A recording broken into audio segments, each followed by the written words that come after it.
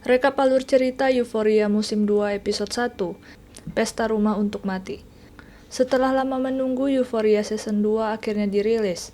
Dibuka dengan perkenalan dramatis tentang neneknya Vesco, seorang wanita mandiri yang berkecimpung di bisnis pengedaran narkoba. Ia menyelamatkan Ves dari ayahnya yang kejam dan berusaha mengasuh Ves dengan caranya sendiri. Urutan dari scene ini sepertinya mengisyaratkan kalau di season ini akan ada seks, kekerasan, dan melodrama. Ketika nenek Ves dengan sangat lantang memasuki striptease club paling vulgar, ia berjalan melewati para pria mesum yang sedang menatapi penari telanjang, sampai dia menemukan ayah Ves yang sedang digituin oleh salah satu gadis. Tapi momen itu ia rusak dengan menembakkan 2 peluru di kaki ayah Ves. Kemudian setelahnya, nenek Ves melaju kencang dengan Ves yang masih anak-anak. Setelahnya ia langsung mengajari Ves tentang dunia pengedaran narkoba. Who the fuck brings a kid to a drug deal? He ain't a kid, asshole. My partner. Beberapa waktu kemudian, seorang bayi datang ke rumah mereka karena ibunya meninggalkannya sebagai jaminan. Namun sayangnya ibunya tak pernah membawanya kembali. Nenek Ves hampir tidak bisa disebut sebagai panutan yang positif atau pengasuh yang bertanggung jawab. Namun dia terlihat sangat menyayangi Ves dan Estray. Yap, bayi tadi dinamai Estray alias Asbak karena ketika bayi ia suka mencicipi puntung rokok. Now you're fucking one of us, right? What are you, a little fucking Estray? Fucking living your best life in the fucking jacuzzi here. Ves dan Estray lalu tumbuh dengan ikatan persaudaraan yang erat, meski dikelilingi oleh kejahatan. Beralih ke masa sekarang, Estray dengan sigap langsung membunuh dealer narkoba mereka, yaitu Mouse dan asistennya dengan palu. What the fuck? Karena ini, Ves, Ash, dan Rue harus mengunjungi dealer di atas Mouse untuk membuat sistem yang baru. Nah, adegan di sini lucu sekaligus menegangkan, ala-ala cutscene games Grand Theft Auto. Mereka semua dipaksa telanjang oleh bodyguard-nya bos narkoba wanita bernama Laurie. Semua diperiksa dan dipastikan tidak ada penyadap dan sebagainya. Says the guy who brings a kid to a drug deal. That's not a kid, that's my business partner. Says the guy who brings a high school girl to a drug deal. That's my family. Setelah mereka berhasil kembali ke mobil tanpa cedera, Rue merasa sangat senang. Karena pengalaman barusan menaikkan adrenalinnya, yang terasa sama menyenangkannya seperti setelah mengonsumsi narkoboy. Di sana, Rue juga berhasil mengambil sekotak kecil heroin. Setelah dari sana, mereka semua pergi ke house party. Yap, karena Euphoria sering berpesta. Beda sama sekolahan saya, gak ada tuh party-party di rumah teman, undang satu sekolah dan mabuk-mabukan dan lainnya. Di sekolah kalian gimana, guys?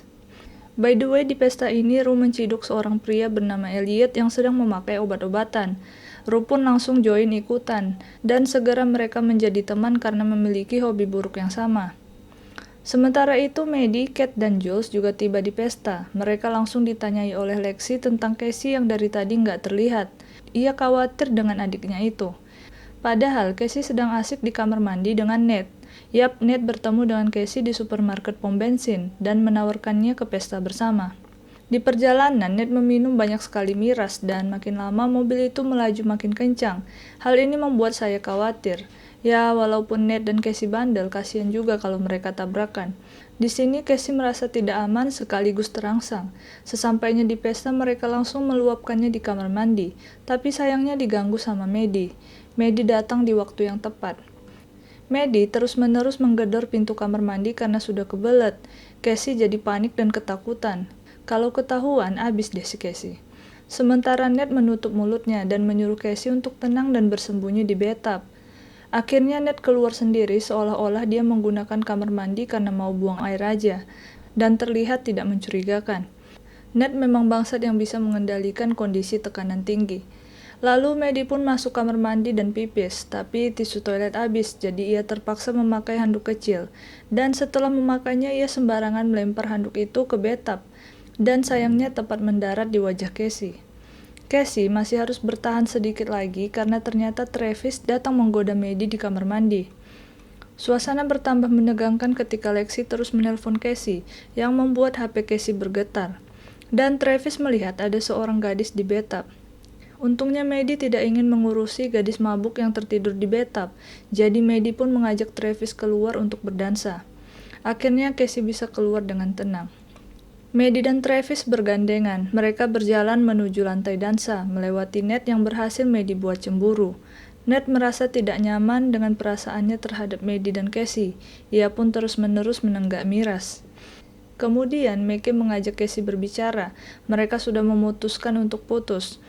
Namun Ned yang cemburu menanyakan Mickey tentang detail mesum yang mereka lakukan di kamar tidur. You done miss those titties?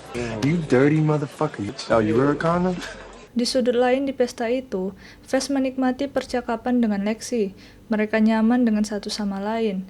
Di tengah banyaknya orang yang suka mencari perhatian di pesta ini. Talking to you was one of the best parts of my whole year. Lexi bahkan tertarik untuk mengenal Fez lebih jauh, dan mereka saling bertukar nomor handphone. Namun setelah percakapan ini, Fez mulai menjalankan aksi balas dendam.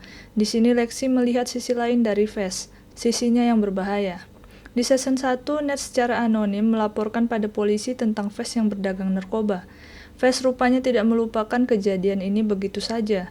Ia pura-pura berbaikan dengan Ned, dan ketika Ned sudah lengah dan beranggapan mereka baik-baik saja, Fez dengan sangat cepat memecahkan botol ke kepalanya, dan kemudian memukulinya sampai babak belur. Yap, sesi balas dendam yang kejam ini dipelajari Fez dari neneknya yang memberantas bajingan tanpa ampun.